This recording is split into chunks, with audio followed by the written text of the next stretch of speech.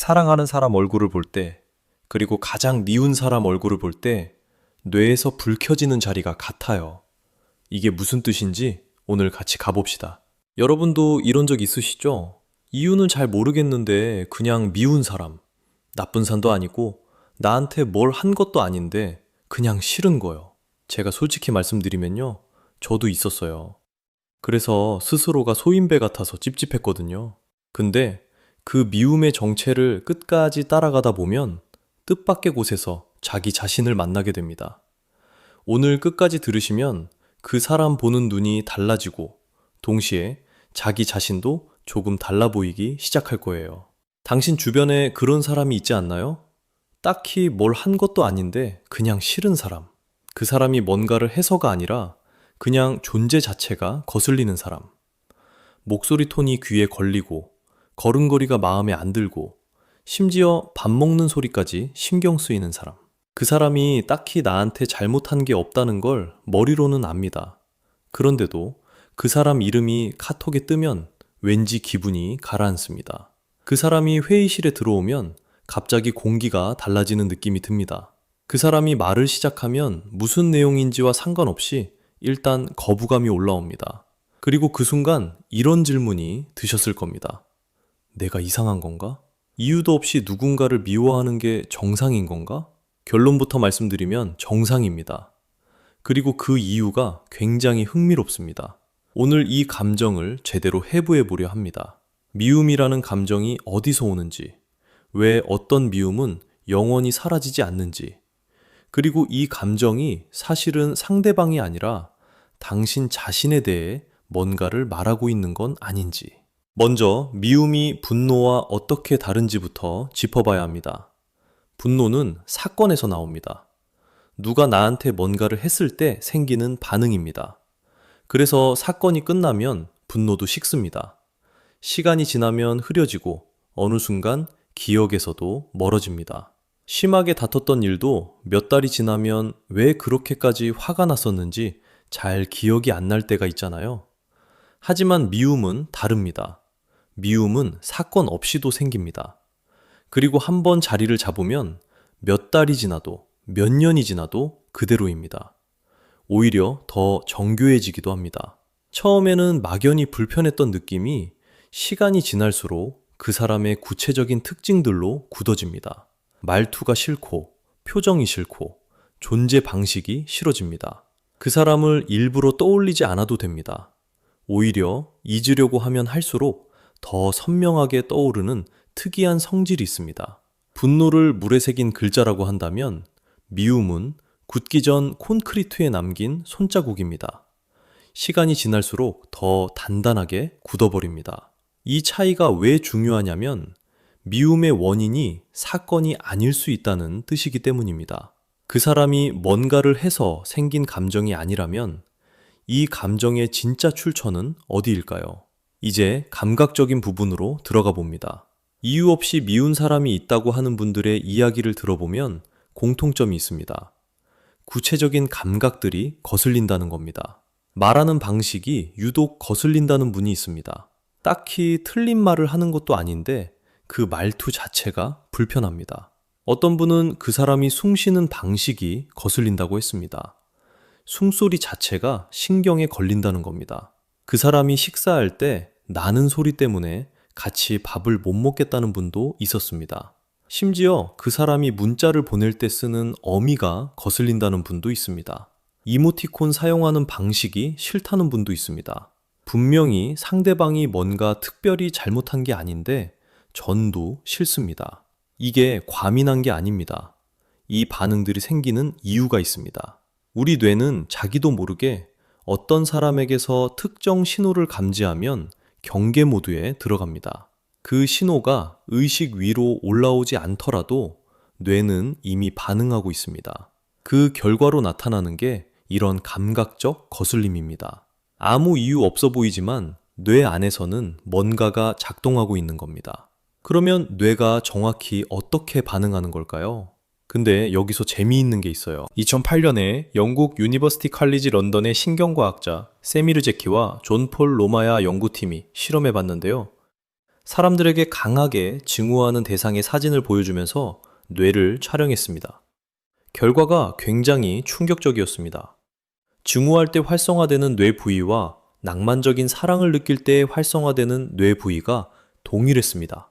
뇌의 안쪽 깊숙한 곳에 있는 푸타멘과 인슐라라는 부위가 공통으로 켜졌습니다. 증오와 낭만적 사랑이 뇌에서 같은 회로를 쓴다는 겁니다.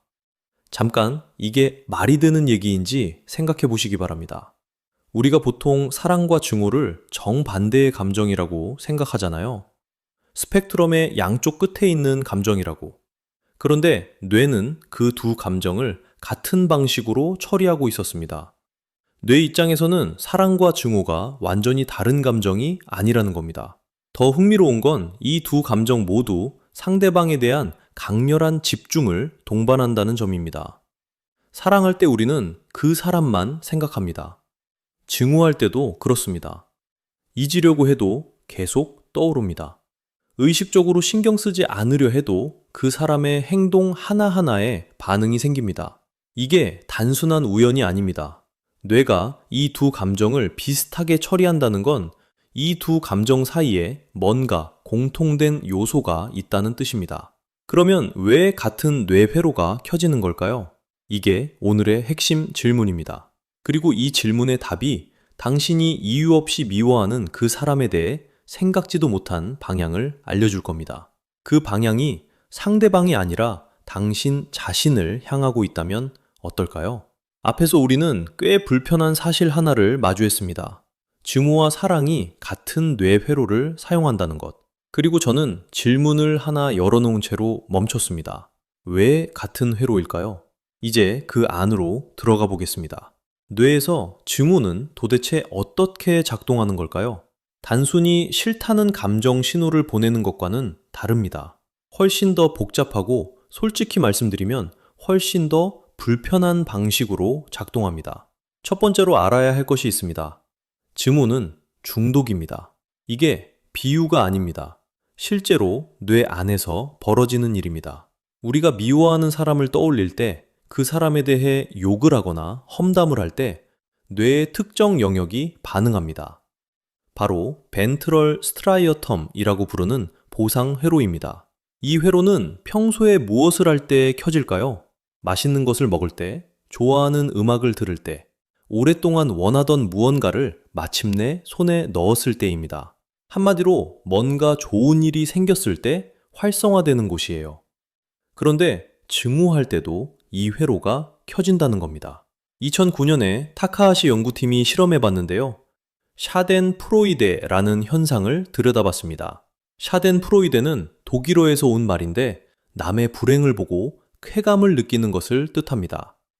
연구팀은 사람들이 자신보다 더 뛰어나거나 부러운 상대가 실패하거나 불행을 당할 때 뇌에서 어떤 일이 일어나는지를 봤습니다. 결과는 명확했습니다. 벤트럴 스트라이어텀, 즉 보상회로가 활성화됐습니다. 기쁨을 느끼는 바로 그 회로가요. 이걸 달리 표현하면 이렇습니다. 내가 싫어하는 사람이 망하는 것을 볼 때 뇌는 그것을 일종의 보상으로 처리한다는 뜻입니다. 그래서 그 순간 기분이 좋아지는 겁니다. 죄책감이 드는데도 왜 계속 그 사람 얘기를 찾아보게 되는지, 왜 나쁜 뉴스를 계속 클릭하게 되는지, 이제 조금 이해가 되시나요? 그렇다면 소셜미디어는 이 구조를 어떻게 활용할까요? 2025년에 샤프와 스푸너 연구팀이 살펴봤는데요. 소셜미디어는 분노와 혐오 반응을 도파민 변동 강화 스케줄로 반복 강화한다는 걸 확인했습니다. 변동 강화 스케줄이 낯선 분들을 위해 설명드리면 이건 슬롯머신의 원리입니다. 항상 보상이 오는 게 아니라 언제 올지 모르게 가끔씩 보상이 올 때 중독성이 가장 강해집니다. 도박이 그 원리고 스마트폰 알림이 그 원리입니다. 소셜미디어 알고리즘은 분노와 혐오를 담은 콘텐츠에 더 많은 클릭과 반응이 달린다는 것을 학습했습니다. 왜냐하면 분노와 혐오는 보상 회로를 자극하고 그 자극이 더 많은 반응을 끌어내기 때문입니다. 그래서 알고리즘은 그런 콘텐츠를 더 많이 노출시킵니다. 그러면 우리는 더 자주, 더 강하게 반응합니다. 그러면 알고리즘은 또 그걸 학습합니다. 이 루프가 반복됩니다. 지금 이 영상을 보시면서 문득 떠오르는 사람이 있을 수도 있어요.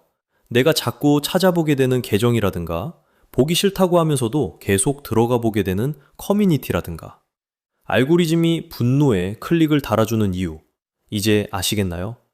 그게 우리를 더 오래 붙잡아두기 때문입니다. 그런데 이쯤에서 자연스럽게 드는 생각이 있습니다. 그럼 그냥 억누르면 되지 않을까요? 그 감정이 올라올 때 꼭 눌러두면 되지 않냐는 겁니다. 여기서 증오의 역설이 등장합니다. 없애려 할수록 강해집니다. 심리학에서는 이것을 억압된 감정의 반동 효과라고 부릅니다. 어떤 생각이나 감정을 억누르면 뇌는 오히려 그것을 더 자주 떠올립니다. 흰 곰을 생각하지 말라고 하면 더 생각나는 것처럼요. 억압된 감정은 사라지는 게 아니라 지하로 숨습니다. 보이지 않는 곳에서 더 깊이 자리를 잡고 더 오래 머뭅니다. 이걸 비유로 설명해 볼게요. 못을 받고 싶은데 벽에 박으면 안 드는 상황을 생각해 보세요. 에너지는 있는데 쓸 곳이 없는 겁니다. 그러면 자꾸 손바닥을 보게 됩니다. 못이 있는지, 어디에 박을 수 있을지 자꾸 생각하게 되는 거죠. 에너지는 계속 가는데 해결이 안 됩니다. 증오를 억누를 때도 마찬가지입니다. 감정의 에너지는 어딘가로 가야 하는데 그 출구를 막아버리면 내부에서 계속 순환합니다. 그리고 그게 반복될수록 더 강해집니다. 더 단단해집니다. 그래서 증오는 단순히 나쁜 감정을 느끼는 것이 아닙니다. 뇌의 구조적 반응이고 반복되는 행동 패턴이고 그리고 어떤 의미에서는 습관입니다. 지금까지 말씀드린 건 모두 뇌의 이야기였습니다. 뇌가 어떻게 반응하고 어떤 회로가 켜지고 알고리즘이 그걸 어떻게 이용하고 억누르려 할수록 왜 더 강해지는지까지요. 그런데 진짜 충격은 그 다음입니다. 증오가 중독이라면 그 중독의 대상은 왜 하필 그 사람일까요? 왜 어떤 분은 특정한 유형의 인물을, 특정한 집단을 반복적으로 증오하게 될까요? 모두가 같은 알고리즘에 노출되는데 왜 미워하는 대상은 사람마다 다를까요? 여기서부터가 진짜입니다. 자, 지금부터가 오늘 영상의 진짜 핵심입니다. 방금 이런 이야기를 드렸죠? 증오가 중독적인 이유, 소셜미디어가 그걸 어떻게 이용하는지, 그리고 마지막에 이런 말을 했어요. 진짜 충격은 그 다음이라고. 지금부터 그 충격을 드릴게요. 한번 생각해 보시겠어요? 살면서 이유 없이 싫은 사람이 한 명쯤은 있었을 겁니다. 딱히 나한테 나쁜 짓을 한 것도 아닌데 그냥 보기만 해도 불편한 사람. 그 사람 말투가 싫고 행동 방식이 싫고 가만히 있어도 왠지 모르게 거슬리는 사람. 그런데 주변 분들한테 물어보면 다들 그냥 괜찮다고 해요. 왜 나한테만 그 사람이 그렇게 보이는 걸까요? 심리학에서는 이것을 투영이라고 부릅니다. 영어로는 프로젝트션. 프로이트가 처음 정리한 개념인데 쉽게 말하면 이렇습니다. 내 안에 있는 것을 바깥으로 내보내는 심리 메커니즘이에요. 내가 인정하기 싫은 감정이나 욕구나 충동을 나 자신이 아닌 다른 사람에게 붙이는 거예요. 예를 들어 볼게요. 누군가를 거짓말쟁이라고 강하게 비난할 때 심리학적으로는 내 안에도 거짓말을 하고 싶은 충동이 있다는 신호일 수 있어요. 내가 그 충동을 용납하지 못하니까 그걸 바깥에 있는 사람에게 투사하는 거예요. 그리고 그 사람을 비난함으로써 나는 내가 나쁜 사람이 아니라는 걸 확인하는 거죠. 불편하시죠? 그런데 이게 실제로 확인된 이야기예요. 2020년과 2022년에 투영 관련 연구팀이 살펴봤더니 내가 스스로를 어떻게 인식하느냐에 따라서 다른 사람에게 어떤 특성을 귀속시키는지가 달라진다는 게 명확하게 나왔어요. 그런데 투영을 이야기할 때 빠질 수 없는 사람이 있어요. 심리학자 칼 융입니다. 융은 인간의 무의식 안에 그림자, 영어로는 shadow라고 부르는 부분이 있다고 했어요. 이 그림자가 뭐냐면 내가 인정하기 싫은 나의 또 다른 면이에요. 사회적으로 용납되지 않는다고 생각해서 숨겨놓은 욕구, 억눌러 놓은 감정, 절대 나는 저러면 안 된다고 선을 그어놓은 특성들, 이게 다 그림자 안에 들어가 있어요. 우리는 이 그림자를 보려 하지 않아요. 인정하면 불편하니까요. 그래서 무의식 속에 꽁꽁 넣어두는 거예요. 융은 이렇게 말했어요. 우리 자신에서 무의식적인 모든 것을 우리는 이웃에게서 발견하고 그에 따라 이웃을 대한다. 결국 핵심은 이겁니다. 내가 나 자신에 대해 인정하지 못하는 것을 나는 다른 사람에게서 발견해요. 그리고 그 사람을 그것 때문에 싫어해요. 자, 이제 진짜 반전이 나옵니다. 이유 없이 미운 사람이 있다면 그건 그 사람이 나쁜 사람이어서가 아닐 수 있어요. 그 사람이 내 무의식의 그림자를 건드리기 때문일 수 있어요. 그 사람이 내가 억누르고 있는 나 자신의 특성을 대놓고 보여주기 때문에 나는 그 사람을 보면 불편한 거예요. 달리 말하면 그건 그 사람의 문제가 아닐 수 있다는 겁니다. 내 무의식이 보내는 신호일 수 있어요. 구체적인 예시로 가볼게요. 3가지만 드릴게요. 첫 번째입니다. 직장에서 유독 눈에 거슬리는 동료가 있어요. 말이 많고 자기 의견을 자꾸 내세우고 어디서든 자기 존재감을 드러내는 사람. 이 사람을 보면서 속으로 이런 생각이 들어요. 저 사람 왜 저렇게 나대지? 왜 저렇게 튀려고 하는 거야? 심리학적으로 이 반응을 뒤집어 보면 나도 그렇게 하고 싶다는 욕구가 억눌려 있을 가능성이 높아요. 나도 내 의견을 말하고 싶고 나도 존재감을 드러내고 싶은데 뭔가 이유가 있어서 그걸 참고 있는 거예요. 나댄다는 말을 들을까봐, 튄다고 손가락질 받을까봐, 아니면 어릴 때부터 조용히 있어야 한다는 말을 들어서 그 억눌린 욕구가 그 동료를 볼 때마다 건드려지는 거예요. 그래서 불편하고, 그래서 싫은 거예요. 두 번째입니다. 자기 주장이 강한 사람을 보면 유독 불편한 경우예요. 저 사람을 왜 저렇게 자기 말만 하는 거야? 왜 저렇게 자기중심적이야? 이런 생각이 든다면 뒤집어 볼 필요가 있어요. 내가 자기 주장을 못하는 상황에 있지는 않은가? 내가 하고 싶은 말을 참고 살지는 않은가? 그 사람이 당당하게 자기 말을 하는 게 내가 하지 못하고 있는 걸 대신 보여주기 때문에 부러움이 질투로, 질투가 혐오로 바뀐 건 아닌가? 감정의 경로를 따라가다 보면 거기서 끝나는 게 아니에요. 그 출발점은 내가 하지 못하고 있다는 좌절감이에요. 3번째입니다. 게으른 사람을 유독 강하게 싫어하는 경우예요. 다들 바쁜데 왜 저 사람만 저렇게 여유로운 거야? 저렇게 대충 사는 게 이해가 안 된다. 이런 반응이 격렬할수록 심리학적으로는 내가 게으름을 가장 두려워한다는 신호일 수 있어요. 내가 열심히 살아야 한다는 압박을 스스로에게 강하게 가하고 있고 그 압박에서 벗어나 쉬고 싶다는 충동을 강하게 억누르고 있는 거예요. 그 충동의 상징, 즉 쉬는 것, 여유로운 것, 게으른 것을 대놓고 보여주는 사람이 등장했을 때 그게 나한테 위협처럼 느껴지는 거예요. 내가 억눌러 온 게 바로 눈앞에서 버젓이 살아있으니까. 그래서 분노하고 혐오하고 비난하는 거죠. 이쯤에서 한 가지 물어볼게요. 지금 3가지 예시 중에 하나라도 해당되는 게 있었나요? 어떤 사람이 떠올랐나요? 솔직히 떠오른 게 있다면 그게 신호예요. 자, 여기서 비유 하나 드릴게요. 투영이라는 걸 이해하는데 정말 도움이 되는 비유예요. 영화관 스크린을 생각해 보세요. 영화를 볼 때 우리는 스크린을 보잖아요. 그런데 스크린은 아무것도 하는 게 없어요. 스크린은 그냥 흰 천이에요. 거기에 보이는 모든 것, 영상이든 색깔이든 인물이든 전부 다 프로젝터에서 쏘는 빛이에요. 내 필름이 거기에 투사되는 거예요. 사람 관계도 똑같아요. 내가 어떤 사람을 보면서 저 사람은 이런 사람이야, 저 사람은 나쁜 사람이야 라고 강하게 느낀다면 그 느낌의 상당 부분은 그 사람이 아니라 내가 만들어내는 거예요. 그 사람이라는 스크린 위에 내 무의식이라는 필름을 투사하는 거예요. 영화가 끝난 뒤에도 스크린에 영화가 남아있진 않잖아요. 스크린은 여전히 흰 천이에요. 그게 투영이에요.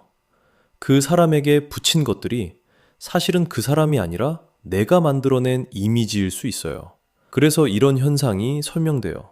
내가 싫어하는 그 사람을 다른 분들은 멀쩡히 잘 지내요. 왜 내 눈에만 그 사람이 그렇게 보이는 걸까요? 스크린은 같은 스크린인데 필름이 다른 거예요. 그 사람이 문제가 아니라 내가 어떤 필름을 들고 있느냐의 차이인 거예요. 그리고 그래서 증오와 사랑이 같은 뇌를 씁니다. 둘 다 나와 깊이 연결된 대상에 대한 반응이기 때문이에요. 내가 강하게 사랑하는 사람도, 이유 없이 미워하는 사람도 결국에는 내 무의식의 어딘가와 연결된 사람이에요. 감정의 강도가 강할수록 그 감정 뒤에 있는 나 자신의 이야기가 있어요. 그러면 이제 이런 질문이 생기겠죠? 그렇다면 내가 지금 투영을 하고 있다는 걸 어떻게 알 수 있나요? 정당한 이유가 있어서인지, 투영인지 어떻게 구분하나요? 지금부터 그 이야기를 드릴게요. 내 투영을 읽는 방법, 구체적으로 어떻게 하면 되는지. 앞서 이유 없이 미운 사람이 나 자신의 거울일 수 있다는 이야기를 했습니다. 투영이라는 개념, 융의 그림자 이론, 내가 억압하는 것이 타인에게서 보인다는 반전. 이 부분이 와닿으셨다면 이제 자연스럽게 이 질문이 드셨을 겁니다. 그러면 내 투영을 어떻게 읽는 건가요? 구체적으로 어떻게 하면 되는 건가요? 시작은 아주 단순한 질문 하나입니다. 저 사람의 어떤 점이 싫은가? 이걸 머릿속으로만 생각하지 말고 실제로 적어보시기 바랍니다. 종이든 메모 앱이든 상관없습니다. 그 사람의 뭐가 어떻게 싫은지를 딱 한 줄이라도 쓰는 겁니다. 말하는 방식인지, 행동 습관인지, 자신감의 수위인지, 아니면 그 사람이 가진 어떤 태도인지 최대한 구체적으로 적어야 합니다. 그냥 싫다는 답이 되지 않습니다. 이 질문이 중요한 이유가 있습니다. 대부분의 분들이 미움을 느끼면서도 그 미움이 정확히 무엇을 향하고 있는지는 들여다보지 않기 때문입니다. 막연하게 싫다는 감각만 있고 그 내용을 명확히 하지 않으면 아무것도 읽을 수 없습니다. 여기서 비유 하나를 드리겠습니다. 날씨 앱을 생각해 보세요. 날씨 앱은 창문 밖 날씨를 알려줍니다. 오늘 비가 온다, 흐리다, 맑다. 앱 자체가 날씨를 만드는 게 아닙니다. 날씨를 읽어주는 것입니다. 이유 없는 미움이 정확히 이 역할을 합니다. 그 미움은 저 사람이 나쁘다는 정보가 아니라 지금 내 내면 날씨가 어떤 상태인지를 알려주는 앱입니다. 앱을 삭제하거나 무시하면 날씨를 모르고 나가는 것처럼 미움을 외면하거나 억누르면 그 안에 담긴 정보를 통째로 잃게 됩니다. 그렇다면 그 정보를 어떻게 읽는가? 적어놓은 그 싫은 특성을 보면서 이 세 가지 중 어디에 해당하는지 확인해 보는 겁니다. 첫 번째는 내가 나 자신에게서 부정하고 싶은 특성입니다. 예를 들어 봅니다. 회사에 자기 의견을 거리낌 없이 말하는 동료가 있습니다. 회의 때마다 자신의 생각을 적극적으로 꺼냅니다. 그 동료가 유독 거슬립니다. 나댄다는 생각이 듭니다. 딱히 틀린 말을 하는 것도 아닌데 그 발언 자체가 짜증스럽습니다. 이럴 때 이 질문을 해봐야 합니다. 나도 내 의견을 그렇게 표현하고 싶은데 못하고 있는 건 아닐까?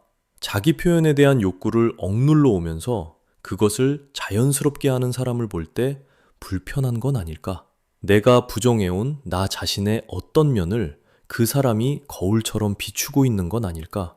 이 유형에서 나타나는 미움이 가장 강한 분노를 동반합니다. 내가 가장 단단하게 눌러놓은 부분일수록 그 특성을 가진 사람을 볼 때 반응이 격렬해집니다. 내가 절대 저렇게 되지 않겠다고 다짐해온 무언가이기 때문입니다. 그런데 그 사람이 버젓이 그 특성을 드러내고 있으면 눌러놓은 것이 흔들리는 느낌이 옵니다. 그 흔들림이 분노의 형태로 나옵니다. 그리고 이 유형의 경우 그 특성이 자신에게도 있다는 것을 조용히 인정하는 것만으로도 미움의 강도가 줄어들기 시작합니다. 두 번째는 내가 갖고 싶지만 아직 이루지 못한 모습입니다. 이것은 이런 방식으로 나타납니다. 안정적인 직장을 과감히 그만두고 자신이 원하는 일을 시작한 지인이 있습니다. 그 사람이 부럽기도 한데 동시에 묘하게 싫습니다. 잘 됐으면 좋겠다는 마음과 잘 안 됐으면 하는 마음이 뒤섞입니다. 그 감정이 뭔지 스스로도 설명하기가 어렵습니다. 이것이 이상 자아투영입니다. 그 사람의 모습이 내가 원하지만 아직 이루지 못한 나 자신의 욕망을 건드리고 있습니다. 순수한 질투가 아닙니다. 억압해온 욕망이 자극을 받으면서 생기는 복합 감정입니다. 부러움과 질투가 뒤섞이는 이유가 여기에 있습니다. 이 유형에서 오는 미움에는 강한 분노보다 설명하기 어려운 불편함이 더 두드러집니다. 그 사람이 나쁜 짓을 하는 건 아니라는 걸 압니다. 그런데도 싫습니다. 바로 이 설명이 안 된다는 느낌 자체가 이상 자아투영의 신호입니다. 잠깐 여기서 질문을 드리겠습니다. 지금 내 주변에 이유 없이 싫은 사람, 이 두 번째 유형에 해당하는 분이 계시지 않습니까? 나는 못하는데 그 사람은 하고 있는 무언가가 있지 않습니까? 세 번째는 내가 될까봐 두려운 모습입니다. 이 유형의 예를 들어봅니다. 직장이나 모임에서 유독 소극적이고 자기 자신을 잘 챙기지 못하는 사람이 있습니다. 그 사람을 보면 답답하고 경멸하는 감정이 올라옵니다. 왜 저렇게 자기 주장을 못하나 싶습니다. 그런데 그 경멸이 유독 강합니다. 비슷한 행동을 하는 다른 사람보다 그 특정 사람에게만 반응이 훨씬 강합니다. 이 경우는 그 사람이 나 자신도 그렇게 될 수 있다는 두려움을 건드리고 있을 가능성이 큽니다. 자신에게는 그런 면이 없다고 생각하지만 사실 내면 어딘가에 그 특성이 잠재해 있습니다. 그것이 표면에 드러날까봐 두려운 겁니다. 그래서 그 특성을 가진 사람에게 강한 경멸과 혐오가 올라옵니다. 거리를 두고 싶어집니다. 그 반응의 세기가 곧 그 두려움의 세기입니다. 이 세 가지 유형을 들으시면서 자신이 어디에 해당하는지 떠오르셨나요? 한 사람에게 세 가지가 복합적으로 작동하기도 하고 특정 유형이 두드러지기도 합니다. 중요한 것은 어떤 유형인지 정확히 분류하는 것보다 내가 무엇을 보고 있는지를 인식하기 시작했다는 사실 자체입니다. 그러면 이렇게 투영을 알아채고 나면 뇌에서 무슨 일이 생기는 걸까요? 우리 뇌에는 미러 뉴런이라는 것이 있습니다. 타인의 행동을 관찰할 때 내가 그 행동을 하는 것처럼 반응하는 뉴런입니다. 공감의 신경 기반이라고 불리는 것입니다. 그런데 증오 상태에서는 이 공감 회로가 억제됩니다. 상대방을 미워할 때 뇌는 그 대상에 대한 공감 반응을 차단하고 경계 모드에 들어갑니다. 반대로 투영을 알아채는 순간 이 차단이 풀리기 시작합니다. 저 사람이 나 자신의 일면을 비추는 거울이었다는 걸 인식하는 것만으로도 공감 회로가 다시 활성화되기 시작합니다. 그리고 이게 한 번으로 끝나지 않습니다. 신경 가소성 때문입니다. 뇌는 경험을 반복할수록 그에 맞는 신경 연결을 강화합니다. 새로운 방식으로 누군가를 인식하기 시작하면 그 새로운 인식 패턴이 뉴런 사이의 연결로 실제로 굳어지기 시작합니다. 투영을 알아채는 연습을 반복하면 뇌가 그 방향으로 재구성됩니다. 같은 사람을 3달 후에 보면 반응이 달라져 있습니다. 이것은 의지나 노력의 차원이 아닙니다.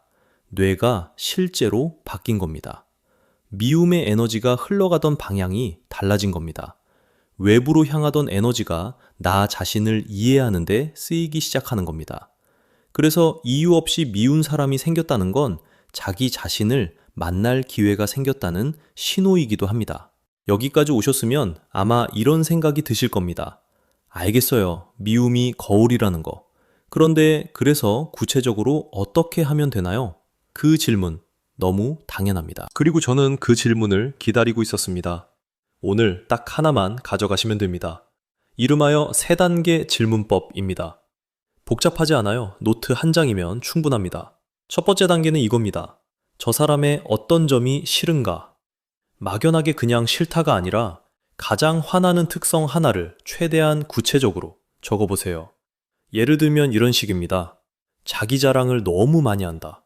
뭔가를 시작해놓고 항상 마무리를 못한다. 남의 말을 끝까지 듣지 않는다. 구체적일수록 좋습니다. 2단계에서는 그냥 솔직하게 적으면 됩니다. 좋게 포장할 필요 없어요. 두 번째 단계는 이겁니다. 그 특성이 나에게도 있는가? 여기서 3가지 방향으로 스스로에게 물어보세요. 저 사람의 그 모습이 사실 나한테도 있는 건 아닐까? 나는 그걸 하고 싶었는데 못하고 있는 건 아닐까? 그게 내가 가장 두려워하는 내 모습과 닮아 있지는 않을까? 셋 중 하나라도 마음에 걸린다면 그게 답입니다. 세 번째 단계는 이겁니다. 그 답이 나에 대해 무엇을 알려주는가? 거울이 보여준 그 모습을 보면서 나는 지금 내 안에 무엇과 마주하고 있는 건지 천천히 써보세요. 이 세 단계가 전부입니다. 복잡한 이론 없이도 미움은 당신에게 길을 가르쳐 줍니다. 여기서 한 가지 꼭 짚고 싶은 게 있습니다. 혹시 이런 걱정이 드셨나요? 내가 투영을 알아챈다는 게 결국 저 사람을 이해하고 계속 참으면서 지내야 한다는 말인가? 그렇지 않습니다. 투영을 인식하는 것은 관계를 이어가야 한다는 뜻이 아닙니다. 감정의 주인이 내가 된다는 뜻입니다. 어떤 관계는 끊는 게 맞습니다.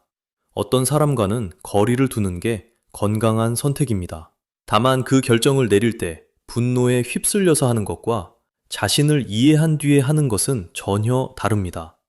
후자일 때 우리는 더 이상 그 감정에 끌려다니지 않습니다. 그 선택은 자유에서 나온 것이지 상처에서 나온 것이 아니니까요. 자, 이제 연구 이야기를 하나 드리겠습니다. 2008년에 뇌과학자 루츠 연구팀이 자비 명상을 하는 분들의 뇌를 촬영해 봤는데요. 놀라운 결과가 나왔어요. 자비 명상을 꾸준히 한 분들은 섬엽과 전대 상피질, 그러니까 공감과 자기 인식을 담당하는 뇌 부위가 실제로 바뀌어 있었습니다. 뇌가 재구성된 겁니다. 이게 왜 중요하냐면요. 미운 사람을 바라보는 우리의 인식이 달라질 때 그 변화는 단순히 마음가짐의 문제가 아닙니다. 뇌의 물리적 구조가 따라서 바뀝니다. 오래된 분노의 회로가 느슨해지고 자기 자신을 더 정확하게 보는 회로가 강화됩니다. 미움을 가르침으로 바꾸는 연습은 문자 그대로 당신의 뇌를 다시 쓰는 일입니다. 이걸 도와주는 비유가 하나 있습니다. 나침반을 생각해 보세요. 나침반은 항상 북쪽을 가리킵니다. 북쪽이 어디에 있는지 나침반이 만들어내는 게 아니에요. 이미 존재하는 방향을 가리킬 뿐입니다. 이유를 알 수 없는 미움도 그렇습니다. 그 미움이 나쁜 감정을 만들어내는 게 아니라 내가 아직 만나지 못한 나 자신의 방향을 가리키고 있는 겁니다. 나침반을 부수면 방향을 잃습니다. 미움을 그냥 억누르거나 상대방 탓으로만 돌리면 우리는 그 방향을 영영 모르게 됩니다.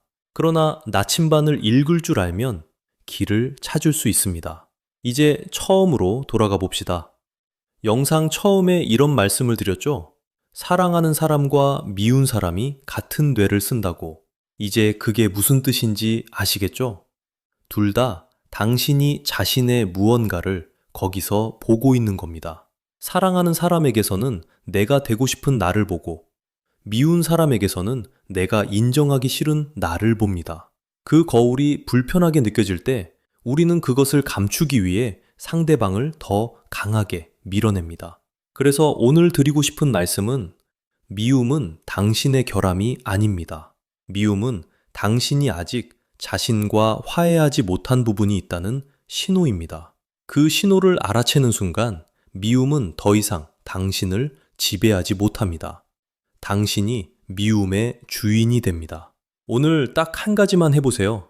가장 먼저 떠오르는 그 사람의 가장 싫은 점 하나를 적어보세요. 그리고 그게 나와 어떤 연결이 있는지 딱 한 줄만 써보세요. 그 한 줄이 당신을 바꾸는 시작이 됩니다. 오늘 처음에 드렸던 그 질문 기억하시죠? 사랑하는 사람과 미운 사람이 왜 같은 뇌자리를 켜는가? 이제 그 답이 좀 보이시나요? 우리가 누군가를 미워할 때 뇌는 그 사람을 향해 강렬하게 집중합니다. 그 집중의 뿌리는 무관심이 아니라 깊은 관여입니다. 사랑도 마찬가지입니다. 강하게 끌리든 강하게 밀어내든 뇌는 같은 방식으로 반응합니다. 왜냐하면 두 감정 모두 그 대상이 나에게 중요하다는 신호를 보내고 있기 때문입니다. 결국 핵심은 이겁니다. 미움은 상대방에 대한 정보가 아니라 나 자신에 대한 가장 솔직한 정보입니다.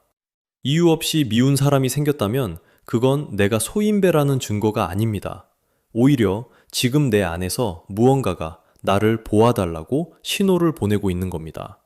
그 신호를 외면하면 미움은 쌓이고 그 신호에 귀를 기울이면 미움은 이해로 바뀝니다. 그 신호를 붙잡는 세 가지 질문 기억하시나요? 첫 번째입니다. 저 사람의 어떤 점이 나를 이렇게 불편하게 만드는가? 최대한 구체적으로 단어 하나로 짚어보세요. 두 번째입니다. 혹시 내 안에도 저런 면이 있지 않을까? 아주 작게라도, 아주 가끔이라도. 세 번째입니다. 내가 가장 두려워하는 나의 모습이 무엇인가? 아무에게도 들키고 싶지 않은 그 모습. 이 세 가지 질문을 가만히 붙들고 앉아 있으면 미운 사람은 어느 순간 나 자신을 비추는 거울로 바뀌기 시작합니다. 그 거울 앞에서 도망가지 않고 잠깐만 머물러 보세요. 판단 없이 그냥 바라보는 것만으로도 충분합니다. 완벽하게 이해할 필요 없습니다. 그냥 한번 바라봐 주는 것. 그것만으로도 뭔가가 달라집니다. 우리는 완전히 좋은 사람도 완전히 나쁜 사람도 아닙니다. 그 사이 어딘가가에서 매일 조금씩 더 나은 사람이 되려고 애쓰는 존재들입니다. 미움조차도 그 여정의 일부입니다. 부끄러운 감정이 아니라 우리를 더 깊이 이해하게 해주는 감정입니다. 오늘 이야기에서 가장 와닿은 부분이 있다면 댓글로 나눠주시면 저도 꼭 읽겠습니다.